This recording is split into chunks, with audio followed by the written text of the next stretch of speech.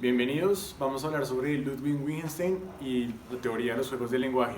Bueno, este personaje nace en 1889 en Viena, fallece en 1959 en Cambridge, Reino Unido.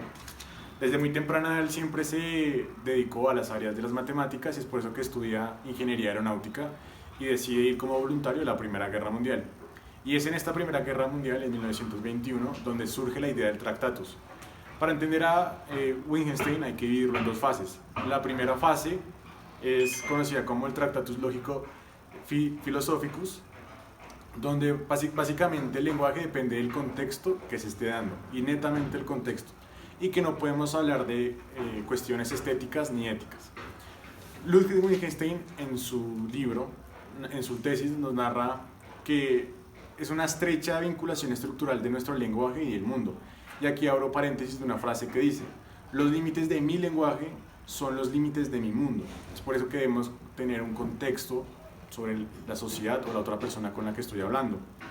Y que hay una preposición a, rb, que la preposición a sería un objeto, digamos el libro. La r sería como la conexión y el b sería el otro objeto, que puede ser una mesa. Entonces ARB sería el libro está sobre la mesa. Y que de allí podemos determinar si estas preposiciones son verdaderas o falsas. En la segunda fase de Wittgenstein se sometió a la crítica al supuesto básico del Tractatus, de que la lógica poseía una relación privilegiada con la estructura del mundo. Se decía que el Tractatus correspondía tan solo a uno de los posibles usos del lenguaje y no podía depender de una proyección mental, sino una social. De otro modo, no se entiende que sea comprendido por los demás.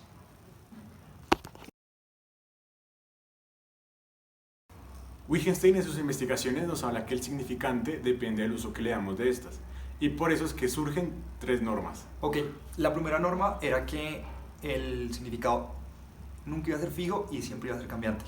La segunda norma nos dice que depende del contexto en el que nos encontremos. Y la tercera norma hablaba de que el significado iba a cambiar con respecto a la cultura donde nos encontráramos.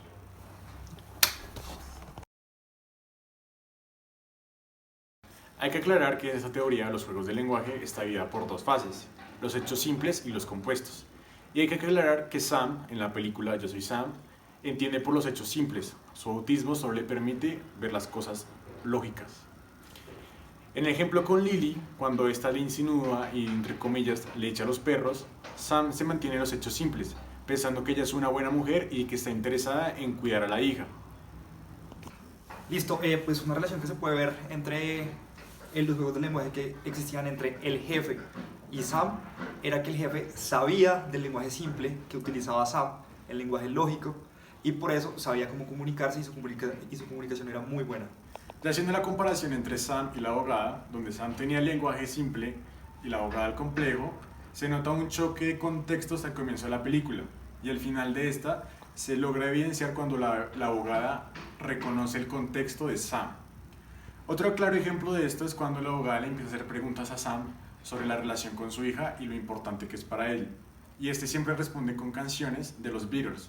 Hay una parte en la película donde él responde Here Comes the Sun, donde hace una referencia a lo importante que es el amar a la persona, donde la abogada no tenía casi el contexto de esta frase.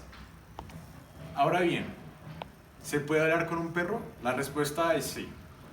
En el video vemos que el perro le entiende lo que el dueño le dice. Ahora bien, Moore, futuro después de que murió Wittgenstein, dice que si hipotéticamente un ciego puede ver, hay que explicarle los colores. Yo le puedo decir que esto es blanco al ciego, que esto es blanco, pero el ciego al comienzo no va a entender muy bien. Reiteradas veces de mostrarle muchas cosas blancas, él va a entender qué es blanco, qué es el color blanco. Lo mismo pasa con un perro. Si reiteradas veces le muestro el gesto levantar la mano, seguido de una acción, en el futuro el perro va a entender que cuando levante la mano, el perro me da la mano. Y un claro ejemplo de esto es cuando el perro ve la correa para sacarlo al pasear. Ya solo con ver la correa es un lenguaje, es una comunicación. El perro entiende que ya va a salir al parque.